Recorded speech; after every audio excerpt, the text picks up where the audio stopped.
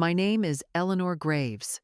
I'm 65 years old, a widow, a mother, and up until recently, I truly believed that living quietly, kindly, and being useful was enough to earn respect in one's own home. I spent nearly my entire life believing that sacrifice would be met with gratitude. That love, even when one-sided, would eventually be returned. But now, as I sit down to write these words, I've come to understand a bitter truth. Some people, no matter how deeply you love them, will keep taking from you until there's nothing left. And when you are drained, they will turn around and blame you for being too weak to keep giving. I used to be an elementary school teacher.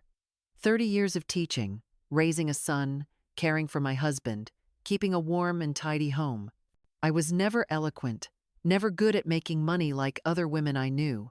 But I always believed that if I lived with honesty and put others first, then at the very least, my family would be the one place where I was loved. After my husband passed away from a sudden stroke, I lived alone in a small, aging house on the outskirts of Connecticut. The walls were old, the pine cabinets worn with time. But to me, they were memory. That home was where Daniel, my only son, grew up, studied, and clung to me every night until he was 10 years old. Daniel told me I shouldn't live alone anymore. "Come stay with us, Mom," he said. "We have extra space, and Rachel and I will take care of you." I cried that day. I believed him. I believed in my daughter-in-law too. I packed a few sets of clothes, a few books, my old coffee maker, and a framed photo from our wedding day, Peter and me, beaming with youth and hope. I stepped into that house, my son's house, with a heart full of hope. I believed the years ahead would be filled with warmth, conversation, laughter in the kitchen, and the comfort of knowing I still belonged somewhere. It was an early spring Thursday evening. The sky was fading into dusk, and the breeze still carried a trace of winter's chill. I wore my favorite wine-colored knit sweater frayed at the cuffs but lovingly kept, and a long, soft brown skirt that brushed my ankles. Around my neck was a light cream wool scarf. My hair, silver now, was pinned neatly at the back of my neck. I wore no makeup, no perfume, just my usual modest self, the way I'd always been, though no one seemed to notice anymore. I was standing in the kitchen, stirring a casserole, the same one Daniel used to love as a boy. He used to sit on the counter, swinging his legs, sneaking bites. "Can I have just one bite first, Mom?" His voice still echoes in my mind. I thought that making his favorite dish might at least lift the heaviness that always lingered in the air.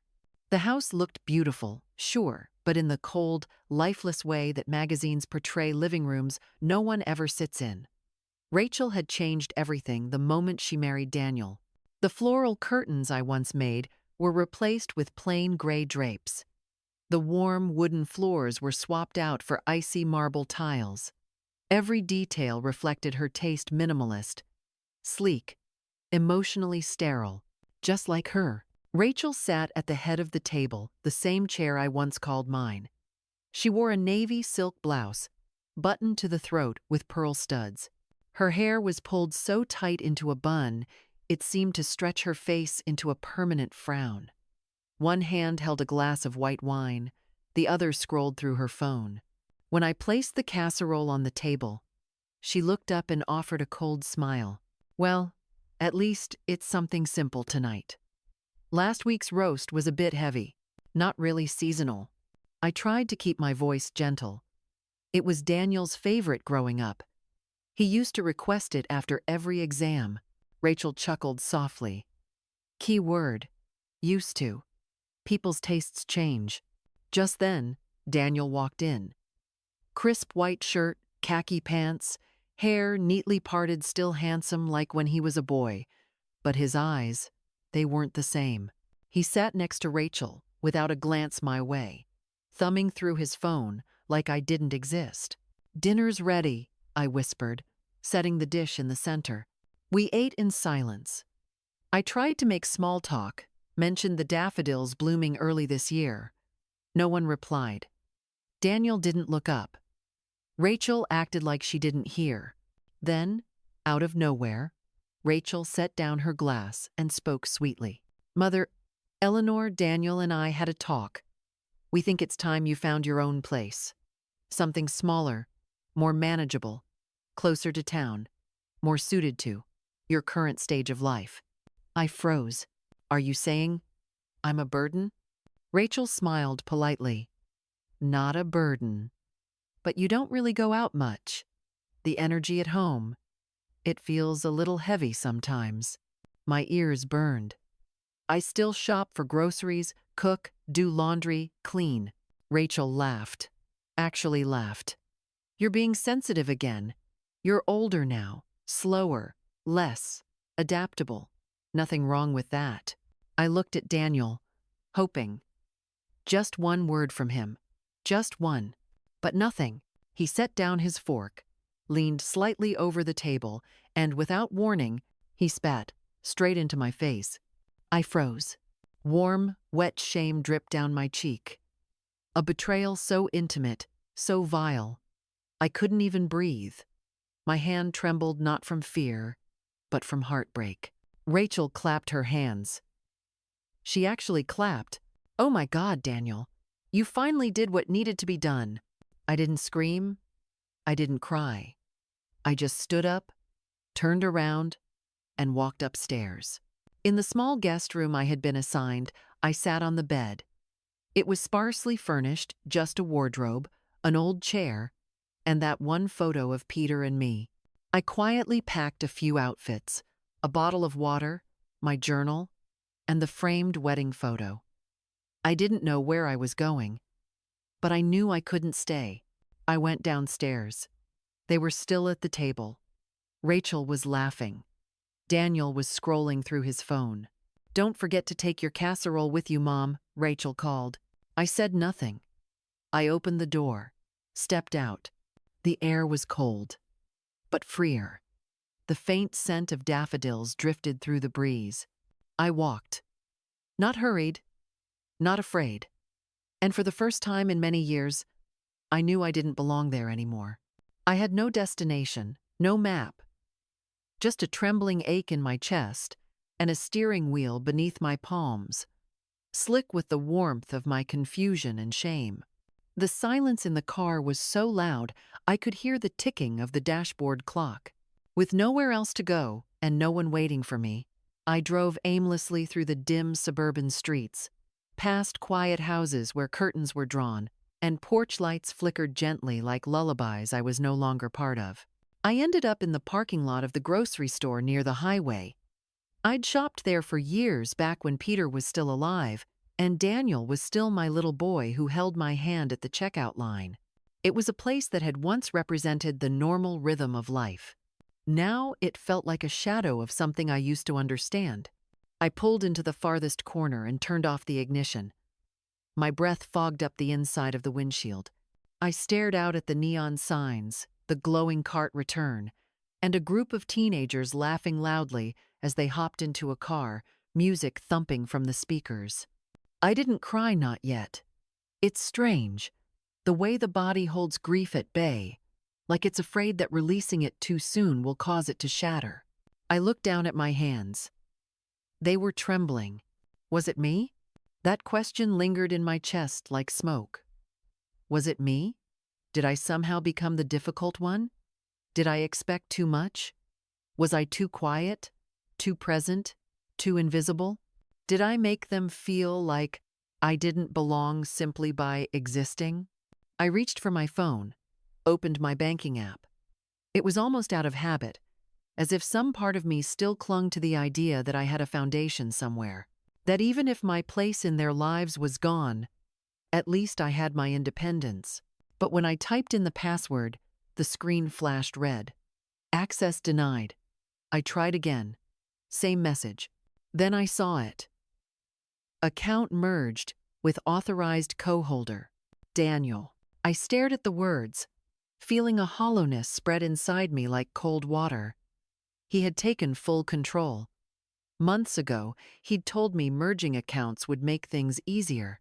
He used words like efficiency, family financial health, and simplified paperwork. I hadn't questioned him. Why would I?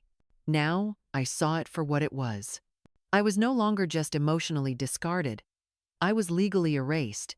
My own money, my retirement, my savings, my life's work was now beyond my reach.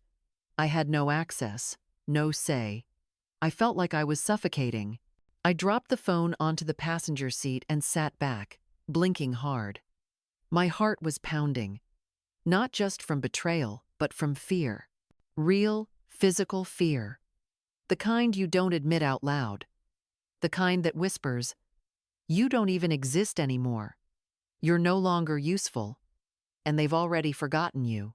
As I sat curled up in the car seat, the cold pressing against my knees, I closed my eyes and let myself remember Peter.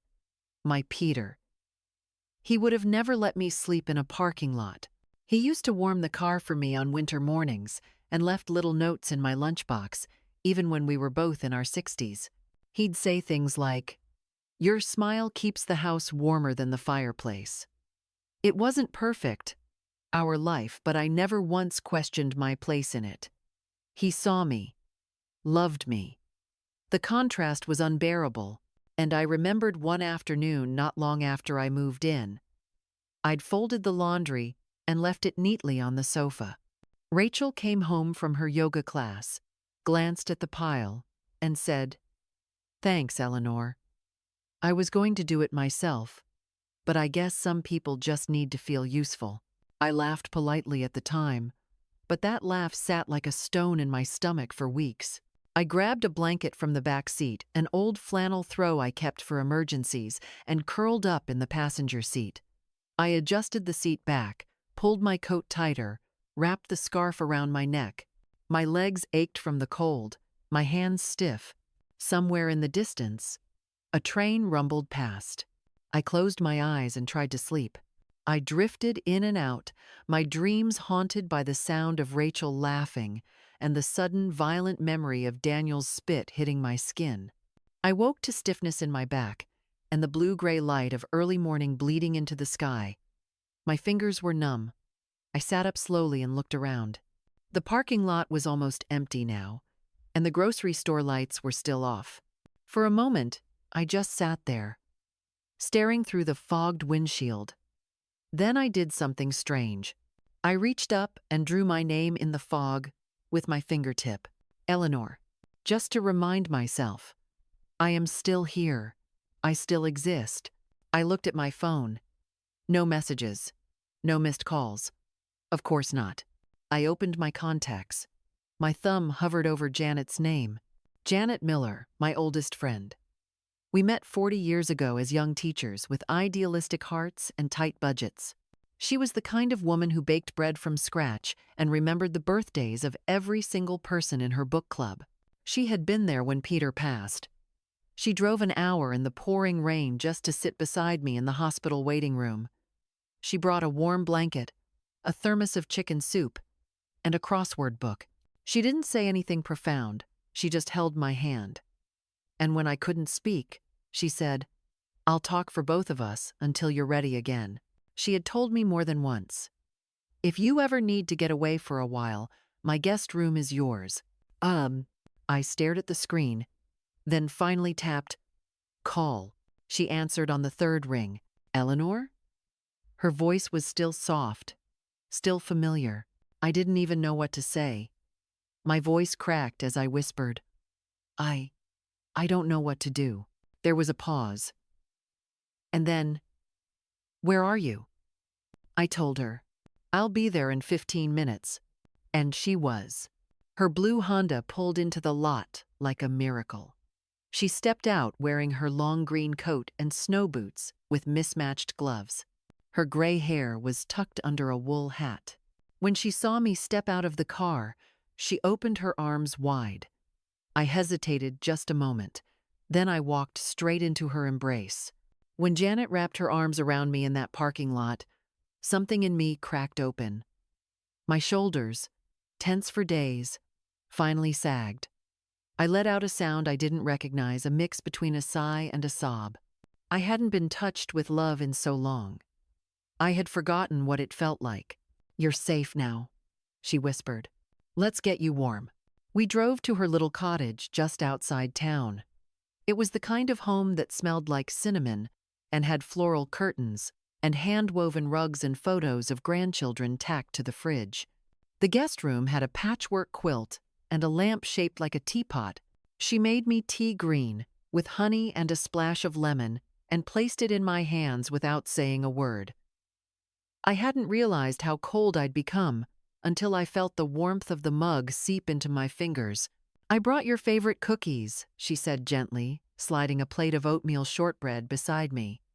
"You always like the ones with the pecans." I managed to smile. "You remember everything. You're easy to remember." Later, we sat by the fireplace in her living room, and I told her everything. Not just what happened at dinner, but everything. The years of quiet disrespect, the creeping control, the isolation, the way Rachel looked at me like I was a guest, overstaying my welcome, the way Daniel never defended me. And finally, the moment he spit in my face. Janet didn't interrupt. She just listened. When I was done, she reached out and placed her hand over mine. "I wish I could go back in time and take you out of that house sooner," she said. "But I'm glad you're out now. You're not weak, Eleanor. You've just been around the wrong kind of people for too long." I nodded, eyes full of tears I didn't bother to hide. For the first time in a long while, I let someone see the full weight of what I'd been carrying. Janet didn't flinch. She just squeezed my hand. "From now on," she said softly, "you walk forward with people who treat you like you matter." And that night, as I lay in her guest bed under a handmade quilt, I stared at the ceiling and whispered to myself, "You are not done. You are not invisible. And this is not the end." It's strange how silence can feel like safety. Janet's home was filled with quiet, but not the kind that made your skin crawl like Rachel's sterile marble floors or the frozen dinners eaten under strained breath. This silence hummed. It pulsed with the warmth of ticking clocks, birds chirping through open windows, and the distant chime of wind blowing past wind chimes hung on her back porch. I spent my first day there mostly in bed, not asleep, just still, wrapped in a thick, lavender-scented quilt that Janet had made herself years ago. It had patches from dresses she wore in college and baby clothes from her grandchildren. Each square seemed to whisper stories of life, of warmth, of people who cared. She brought me breakfast on a tray toast, scrambled eggs, sliced strawberries, and didn't stay long in the room. Just a soft, "Eat what you can, dear," before leaving me to my quiet. I stared at the ceiling for a long time, remembering how my days used to begin. Rising early to make coffee before Daniel left for work, folding laundry while Rachel ran on the treadmill upstairs. And before that, Peter reading the paper, me packing his lunch. I remembered mornings at Daniel's house. I'd rise before anyone else, quietly make the coffee, toast bread, fold laundry. By the time they came downstairs, everything was spotless. Rachel would glance at the kitchen and say nothing. Daniel would nod at his phone and leave. No thank you. No good morning. It was like I was a maid who didn't wear a uniform, just invisible enough to be forgotten, yet always expected to be there. Now, for the first time, no one expected anything from me, and it felt terrifying. That evening, I made my way into the living room. Janet was knitting, a cup of chamomile tea beside her. She looked up and smiled, like I'd just returned from a long journey, which in some way I had. "You're up," she said softly, putting her needles down. "Come sit." I sank into the armchair across from her, tucking my legs under me like I used to when Peter and I would talk for hours on Sunday nights. The fire crackled in the hearth. She didn't push me to talk. She just passed me a mug of tea, and we sat. Finally, I whispered, "I don't know who I am anymore." Janet looked at me kindly. "You're Eleanor Graves. You're a teacher who taught third graders to read with passion, a wife who loved one man fiercely, a mother who gave everything. And right now, you're a woman who's starting over. That's all." Her words landed soft but solid. I feel foolish, I admitted, staring into the flames. I let them strip me down to nothing, and I didn't even realize it was happening. Janet nodded, not with pity, but understanding. That's what slow erosion does. It doesn't shout, it whispers. And by the time you notice, you're already hollowed out. I sat with that truth for a long time. The next morning, I rose earlier, made my bed, walked out to the garden Janet tended in her backyard. It was nothing grand, just a small patch of lavender, rosemary, and tomatoes climbing a wooden trellis. But it smelled like purpose. I stood there for 10 minutes, just breathing. Janet joined me later with 2 mugs of coffee. "You always loved mornings," she said. "I forgot," I replied quietly.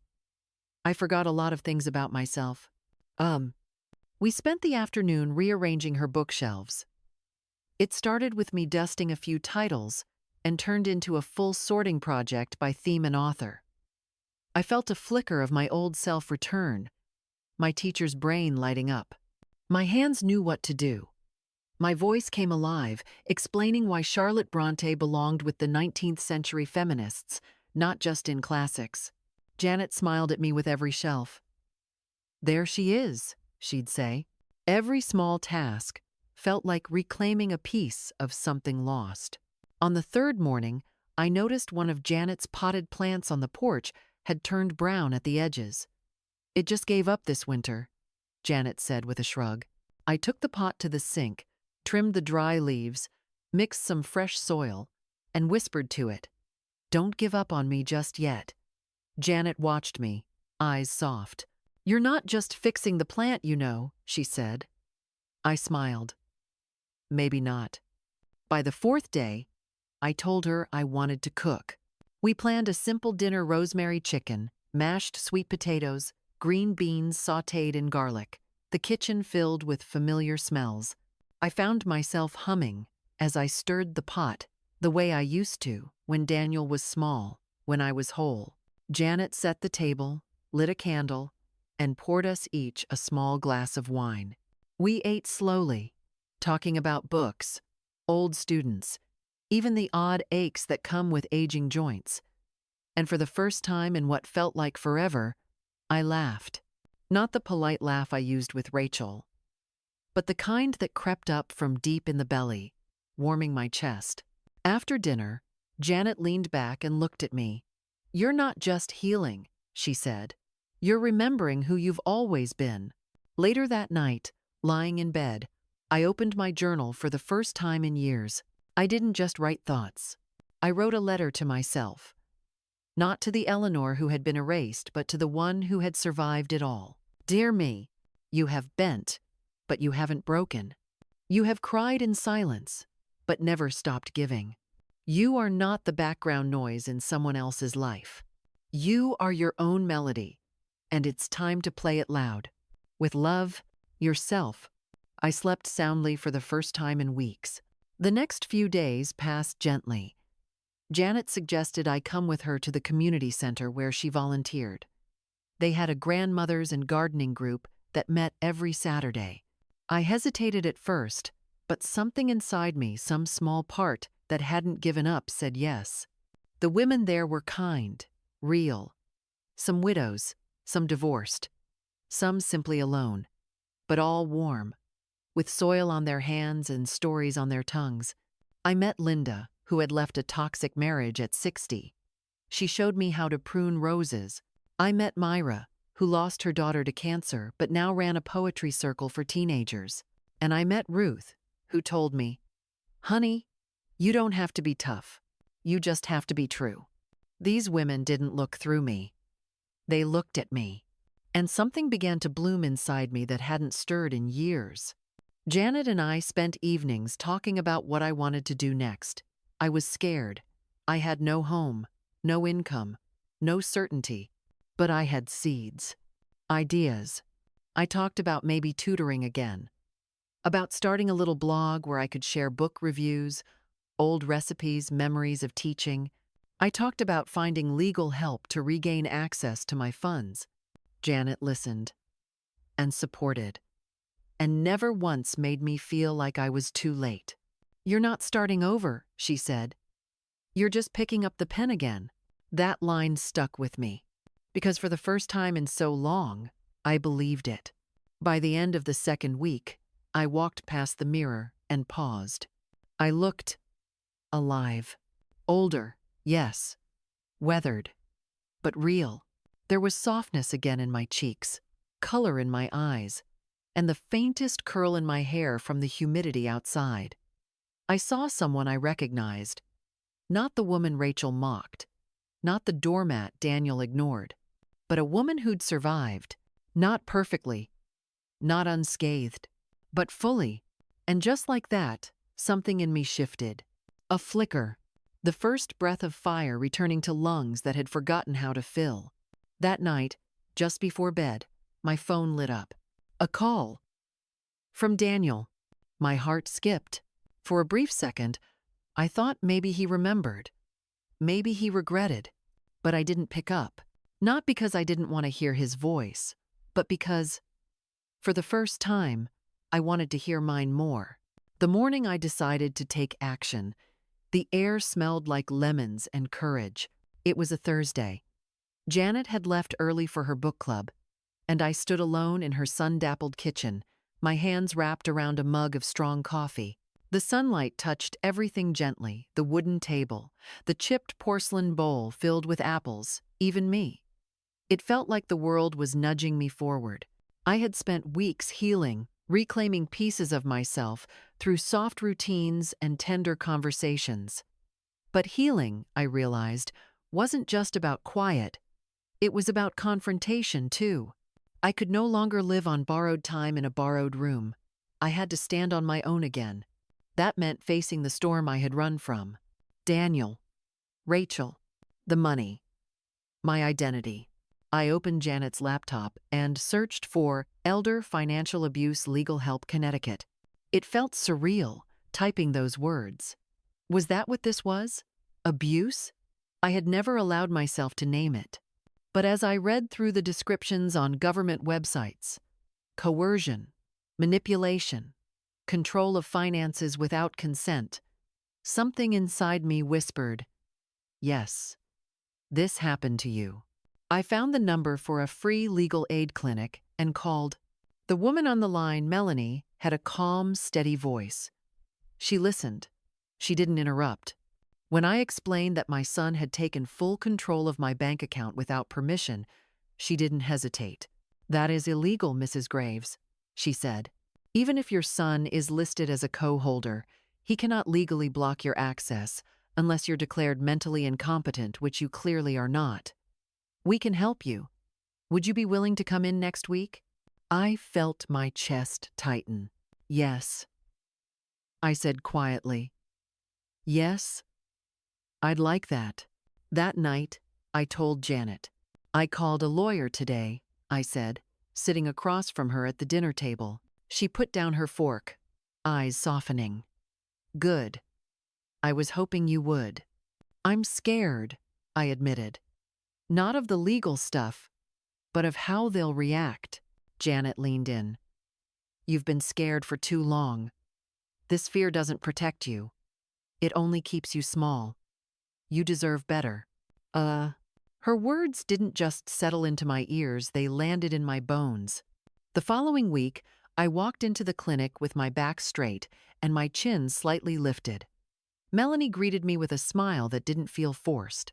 She introduced me to a pro bono attorney named Sean, a gentleman with kind eyes and a stack of neatly organized folders. He reviewed my case, asked for timelines, documents, any proof of changes to my accounts. I handed over a printed screenshot of my bank app showing the "access denied" message. I told him about the merged account, the subtle gaslighting, the verbal comments from Rachel.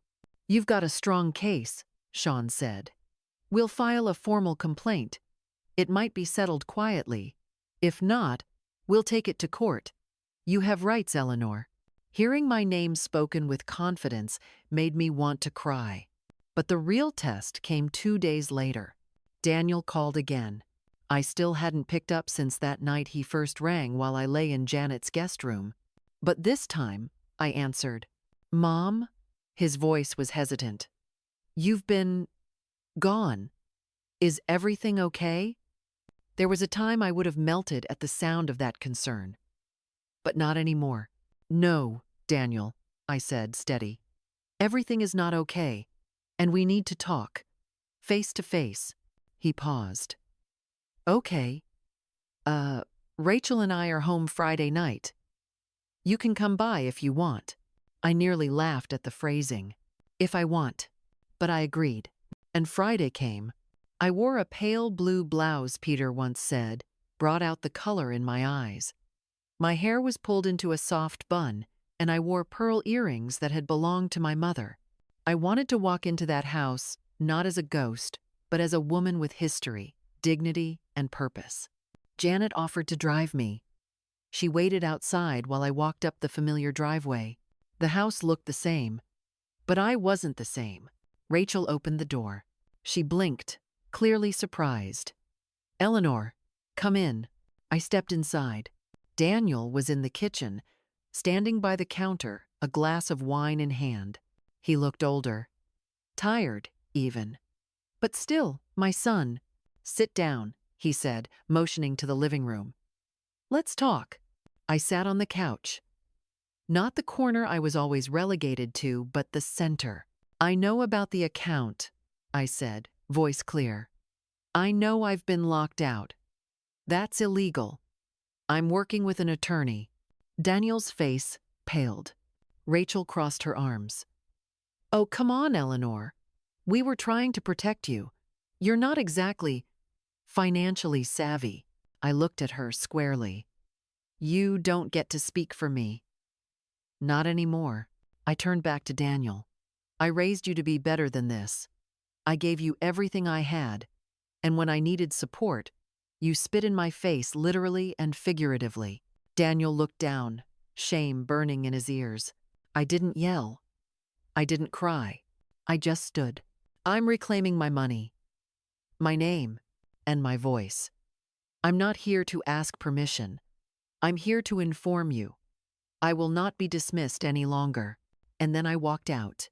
In the car, Janet squeezed my hand. "How did it go?" I looked ahead, heart still thumping. "I didn't break," I whispered. "I didn't shrink." She smiled. "Then you won." Back home, I sat at Janet's kitchen table with her and the gardening ladies. I told them everything. About the lawyer, the confrontation, the first steps. They didn't cheer wildly. They didn't say, "You go, girl." They just nodded, some with tears in their eyes, because they knew. This wasn't revenge. It was reclamation. Myra leaned over and said, "We wait our whole lives to be heard. And now you're speaking. Keep going." That night, I wrote again in my journal. I walked back into the lion's den. But I wasn't prey. I was fire. And fire doesn't ask for permission. It burns what must be burned. I'm done being Kiet. It began quietly, almost too quietly. But the echoes were growing, deepening like a ripple across still water that slowly transforms into a wave. I remember the evening air as we left the library, crisp with the scent of old pages, ginger tea, and something else. Possibility. A week had passed since I reclaimed a part of myself and walked away from the house where my silence had once been mistaken for peace. Janet, ever gentle yet persistent, kept urging me. "You need to let your truth breathe. Let it be heard." I chuckled the first few times. "Heard by who? The walls? The wind?" She tilted her head. "Heard by the women who still believe they're alone." I didn't fully grasp her words until that day at the community center. It was a simple gathering called Life After Retirement. The folding chairs creaked under familiar bones. The walls were lined with handmade quilts and old local photos, sun-faded and warm. Someone had brought cinnamon raisin bread, and a kettle hummed steadily in the corner. Midway through, during a storytelling segment, a woman stood up. She looked barely older than me. Silver hair twisted into a low bun, worn cardigan, trembling hands. I feel invisible in my own home, she said, like I'm furniture, used, polished occasionally, but not seen. The room shifted. No one moved, but something cracked in the air, an invisible silence being named. I raised my hand. My heart thundered. My name is Eleanor Graves, I said, slow and deliberate, tasting each word like it had waited decades to be spoken. I used to believe that if I gave everything my time, my energy, my voice, my family, would keep me safe, cherish me. But instead, they learned to expect it, and when I finally asked for space, they treated me like an intruder. There was a long pause, then a voice, soft but sure, from the row behind me. Me too. And another. Same here. Oh. A chorus, not of protest, but of shared pain. Back at Janet's, the fire crackled softly as we drank tea. She watched me in the firelight like someone seeing a spark catch. You need to write that, she said. I shook my head. No one wants to read about some sad old woman. Eleanor, she said, putting her cup down gently. You're not sad. You're waking up. People need to see what that looks like. So I wrote. I called it The Day I Remembered My Name. I poured my soul into it, into every sentence. I wrote about the casserole no one acknowledged. About Rachel's immaculate marble counters that always felt colder than any winter night. About the ache of carrying a photo frame out the door instead of a suitcase. But I also wrote about healing. About Janet's porch, where plants leaned toward the sun, and about the rosemary chicken we cooked while music from the 60s danced through the kitchen. I wrote about laughter over mismatched teacups. About the night I looked in the mirror and saw someone I hadn't recognized in years and whispered to her, "Welcome back." Janet helped me post it on a caregiving forum, an online elder women's collective, and even sent it to a small digital magazine called Voices of Aging. I didn't expect anything. It wasn't for the world. It was for me. But the world was listening. By morning, there were over 6,000 views. By that weekend, 24,000. And then the emails began. Names. Stories. Lives once hidden in shadows. Linda, 61, from Oregon. My daughter says I'm too dramatic. I've been silent for a decade. Your story cracked something open. Marisol, 58, from New Mexico. 33 years. I finally left. I thought I was crazy. Now I know I was just waking up. Cynthia, 73, from Florida. I thought I was the only one. I'm not. I see that now. I sat on Janet's couch, tears soaking my collar, scrolling through message after message. Some women were still in it, still holding their breath in homes where they were barely tolerated. Others had already walked away, carrying only their shame. But something had shifted. We weren't alone anymore. Then, one gray Wednesday morning, tucked between junk mail and a utility bill, I found a letter. No return address. Just 3 words, written in the handwriting I used to know better than my own. I'm sorry, Mom. Daniel. I held the envelope to my chest. My hands trembled, but my eyes stayed dry. It wasn't that I wasn't moved. It was that, for the first time, I didn't need his apology to feel whole. I had made peace with the silence. This was merely an echo of something I had already outgrown. Rachel, however, wasn't silent. Her email was cold, clipped, and brimming with legal jargon. She accused me of defamation. She claimed I had deliberately painted her family in a negative light. I forwarded it to Sean, my lawyer. His response? Let me handle it. And I let him. I didn't want revenge. I wanted freedom and peace. 2 days later, Claire reached out. She was a graduate student, writing her thesis on elder rights and family systems. Her email was kind, professional, and deeply respectful. I read your essay, she wrote. I want to do more than quote you. I want you to speak. Would you be willing to come to our university panel? My fingers froze above the keyboard. Speak? In public? Janet, walking past me with laundry, raised an eyebrow. You once performed the entire Boston Tea Party with sock puppets for 33rd graders. I sighed. That was different. She smiled. No, it wasn't. You were teaching then. You're teaching now. So I said yes. I wore a deep green blouse that day. Peter once said it made my eyes look like spring moss. I stood in front of a modest auditorium, filled with young people bright-eyed, attentive. Claire introduced me as a voice we've waited far too long to hear. I breathed deep. I believed, for decades, that being useful was enough, I began. But being useful isn't the same as being valued, and being quiet is not the same as being respected. I told them everything. About the house, the marble, the casserole, the silence, and then I told them about the awakening, the letters, the shared stories, the women whose whispers were finally becoming voices. And I closed with this: we do not fade with age. We rise, and we burn brighter because of what we've endured.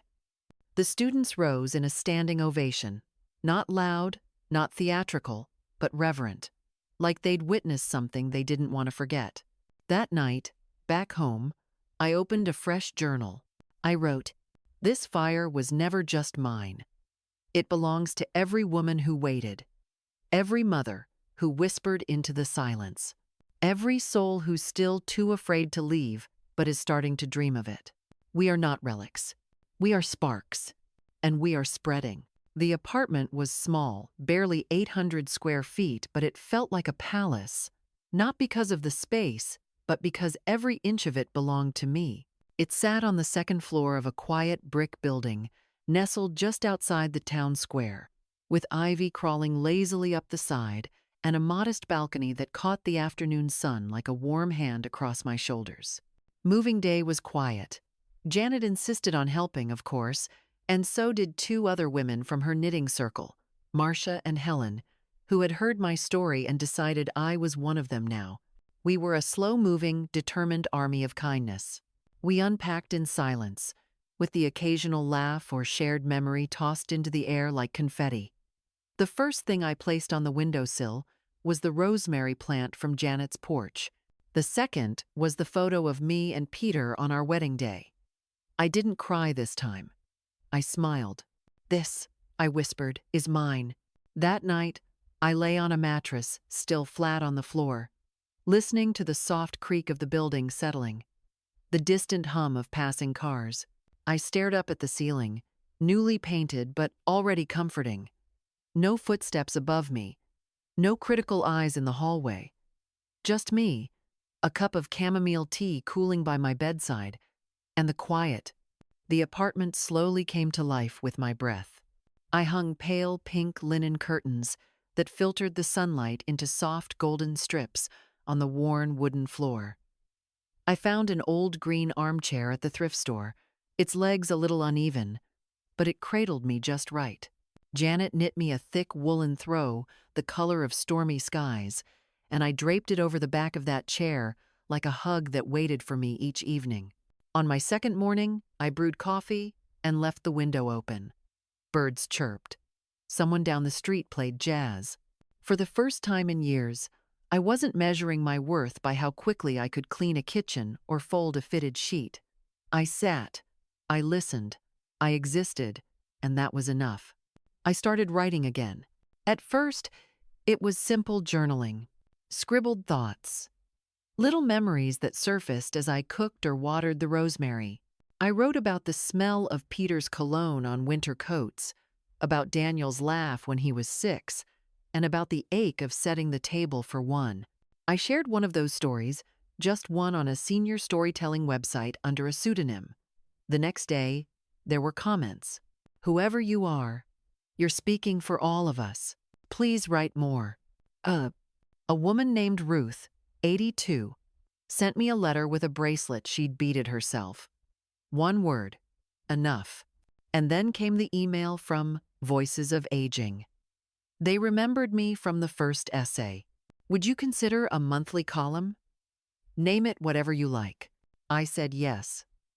I named it Letters to the Women Who Waited. I wrote to the ones who gave decades of themselves without complaint, to those who thought it was too late, to the ones who whispered into their pillows at night, wondering if they'd disappeared. And they wrote back. One day, I got a message that stopped me cold. It wasn't praise. I'm a grown woman, and I read your work with shame. My mother was like you, and I ignored her pain. Your words make me uncomfortable. For a moment, I felt the old tightening in my chest. Then I breathed. I replied, maybe understanding begins with discomfort. That means you're listening now. And that matters. And the next day, she wrote again. Thank you. I'm going to call my mom. Then Janet brought me a small, neatly wrapped box. A gift, she said, for your next chapter. Inside, a podcast microphone. You've got a voice, Eleanor. Let more people hear it. We sat at my tiny kitchen table. The curtains fluttered. The tea steamed. I pressed record. My name is Eleanor, I said softly. I'm 65. A mother. A widow. A woman who stayed too long in the shadows. But I'm still here. Oh, that became the title, Still Here. I spoke of everyday things. The joy of buying your own towels. The silence of being talked over. The sacred act of choosing peace. The podcast grew. Slowly, authentically. Listeners reached out. A 30-year-old nurse. I listen on my commute. You sound like my grandmother. I lost her last year. You helped me feel close to her. A teenage girl. I played your episode for my mom, she cried. Then we talked. For hours. A retired teacher's choir in Ohio recorded a folk song using my words and sent it as a gift. I played it while watering the plants and cried happy tears.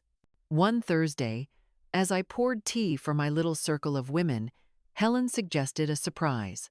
She's never celebrated herself, she whispered to Janet. So, the next week, they threw me a birthday tea, though my birthday had passed. There was a lemon cake, wildflowers, and a handmade frame with the words, "You are home now." I couldn't speak for a while. I just held their hands. Then, something changed in me. I began giving back.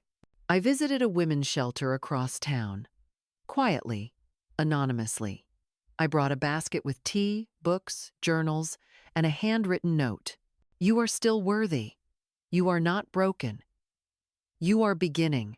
Later, one of the staff members told me a young woman read the note aloud in group and sobbed. She hadn't spoken in 2 weeks, the staff said.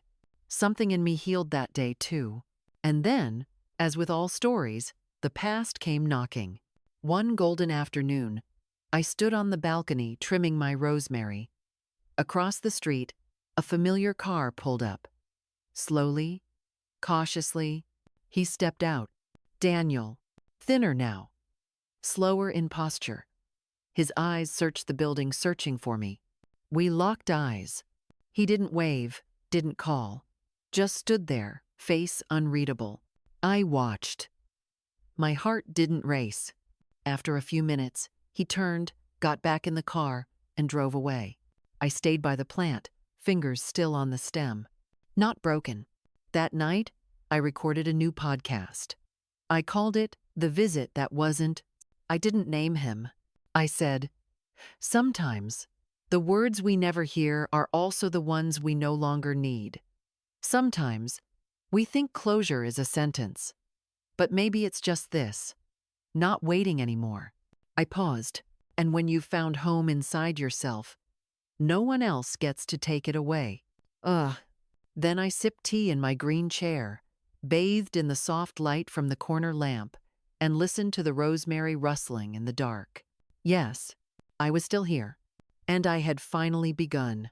It began with the scarf. I was browsing the discount rack at the thrift store, something I did every Thursday after tea group when I saw her.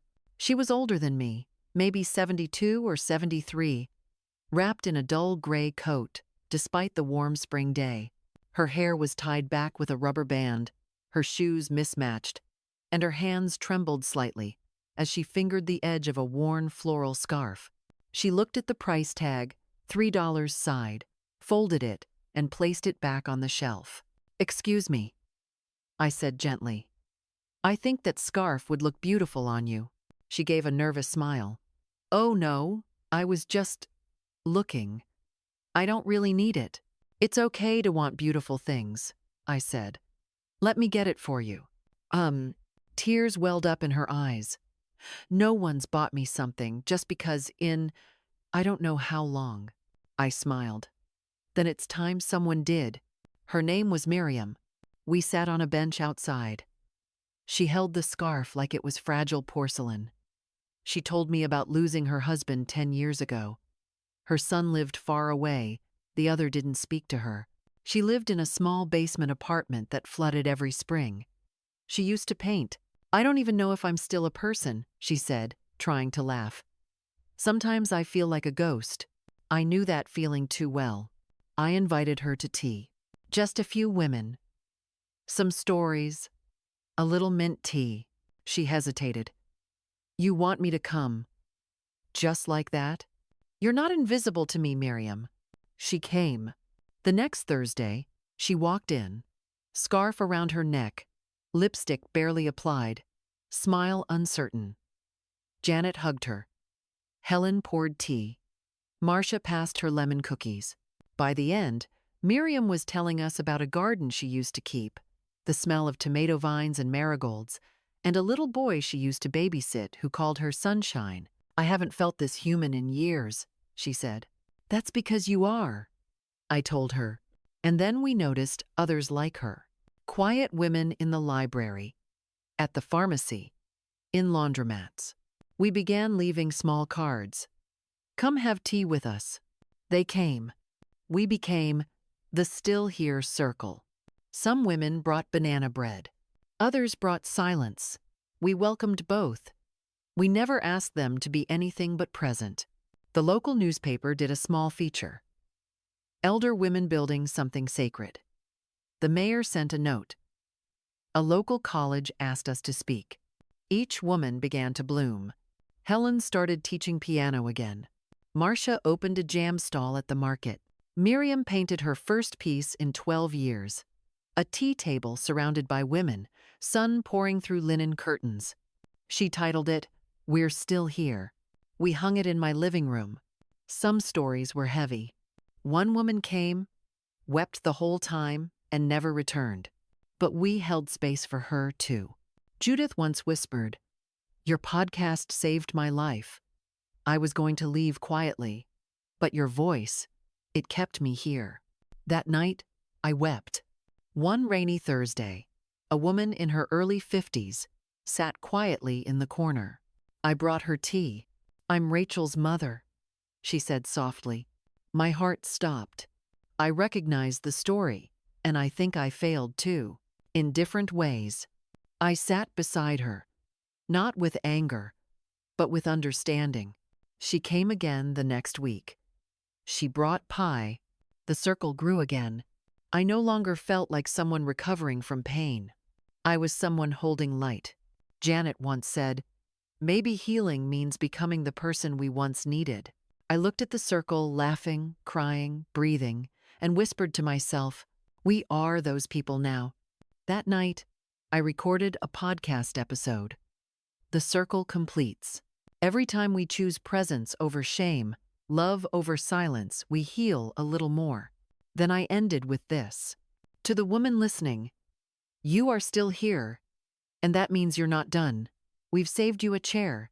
If you're still here, listening to me after all that's been said, thank you.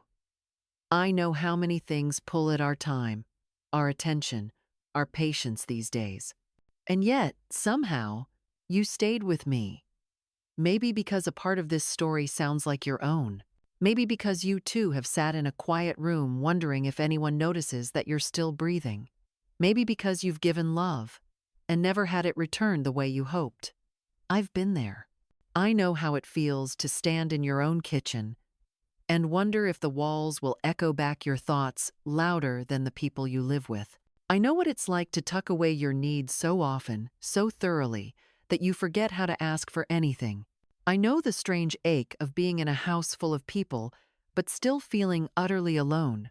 There was a time I believed that my softness made me weak, that my silence meant I didn't matter, that growing older somehow meant growing invisible. But here's what I've learned. Being soft is not the same as being small. And silence doesn't mean you have nothing to say. It simply means you're waiting for someone who will actually listen. And now, here you are, listening. So let me be the one to tell you, in case no one has lately, you are not too late. You are not too old. You are not a burden. Your story still has chapters left. You still have a seat at the table.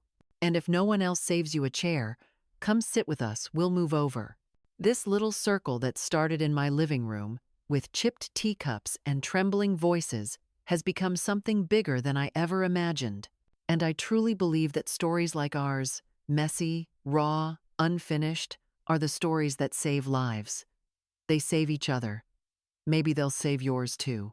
If this story moved you, if it reminded you of your own worth, your own quiet courage, your own unfinished journey, I hope you stay.